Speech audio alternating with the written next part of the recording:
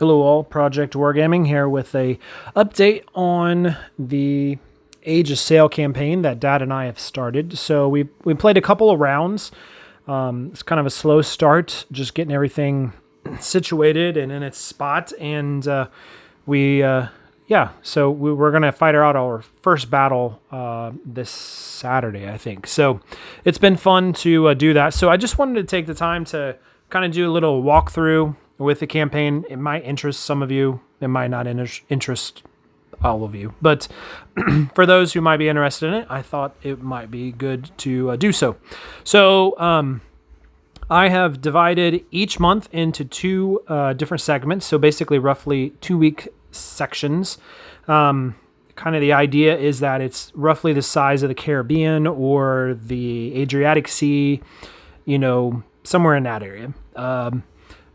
The year is, we're starting off in 1807, and then we're starting off in May. So you can see that we've done that. We've kept track of the weather and then also the initiatives for the overall game turn. The map itself is a hex grid, and they're numbered so that we can record our movements. And then I showed you in a previous video the pens and markers that we're using for putting out all of our stuff. So what we did was we took turns kind of gaining control of certain islands and marking ports and forts and then plantations and mines and things like that, shore batteries. And then we also kind of named our ports and all that stuff. So it gives it a little bit of flavor. Off to the side, you can see that we have the military units out there. So this is the battle that we're actually going to be fighting out.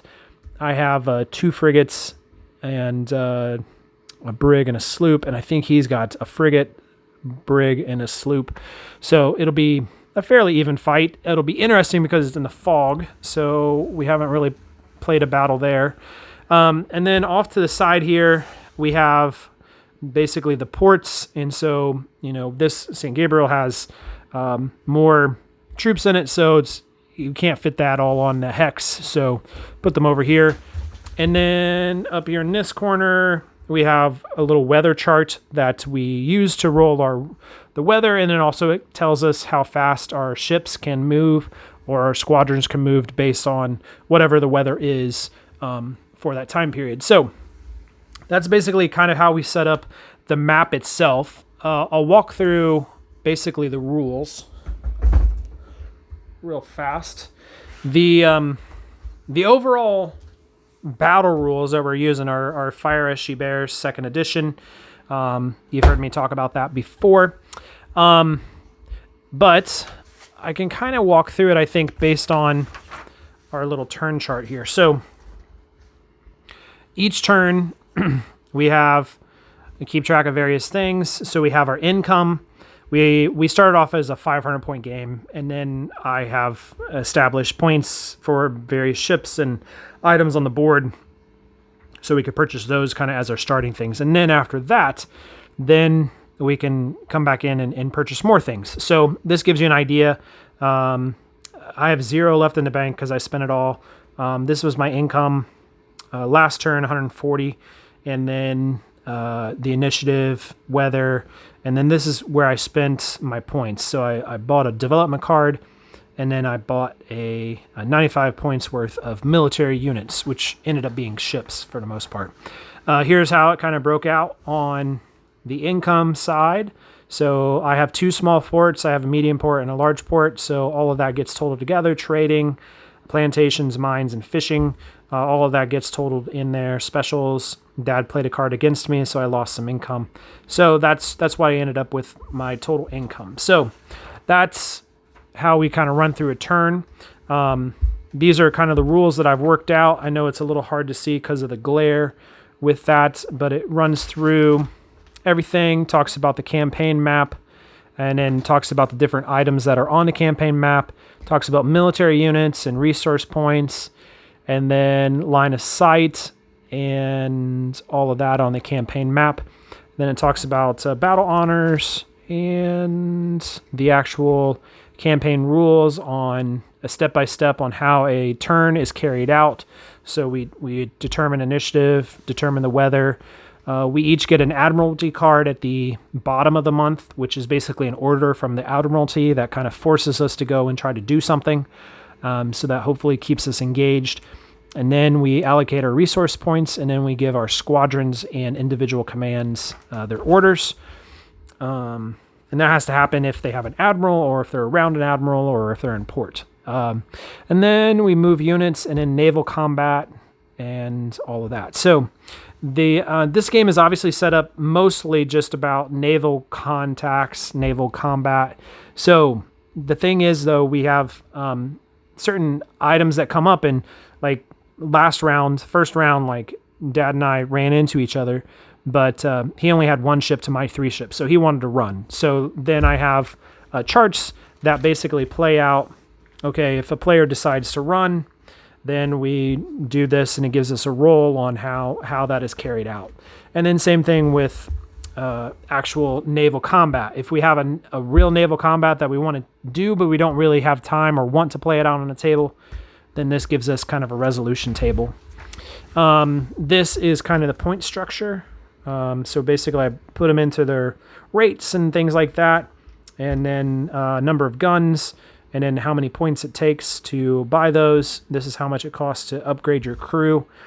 And then this is how much it costs to refit or repair your boats, ships once they're in port. And then there's things over here you can buy and the number of months it takes. So whenever you purchase a ship, or request a ship is what I'm saying, then you roll a dice, and that's how many turns it takes for that ship to actually show up. So just because you purchase something doesn't mean it's going to be there the next turn, which adds some variability to it. And then this is basically what I've purchased: light frigate, some sloops here, and a couple battalions. And so this is how many turns I rolled that it would take, and then the circles basically represent when they would actually arrive. And then this is my fleet roster. So these are my ships of the line.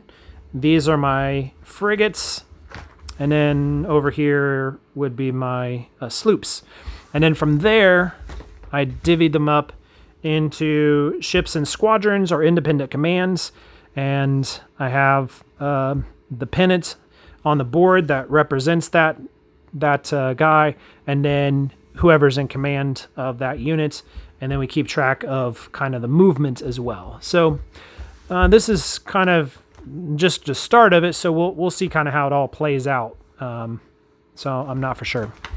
Let's see. And then since we're playing Fire as She Bears, they have a handy-dandy little Excel spreadsheet that you can make your ships up. So name the ships ourselves and all of that. So it's kind of fun to be able to do that. And then this gives us the data. So I'm playing with the American data, I guess. And then I think Dad is going to play with the English data. So maybe not, I don't know. But that's how it is. And then in the back here is just kind of a play-by-play on how to actually play Fire as She Bears, just a reminder thing for us. I did do some modifications to it just to kind of, I don't know, make it a little bit more pleasing for me and Dad. It's a great game, but there was just a couple of things that I wanted to change.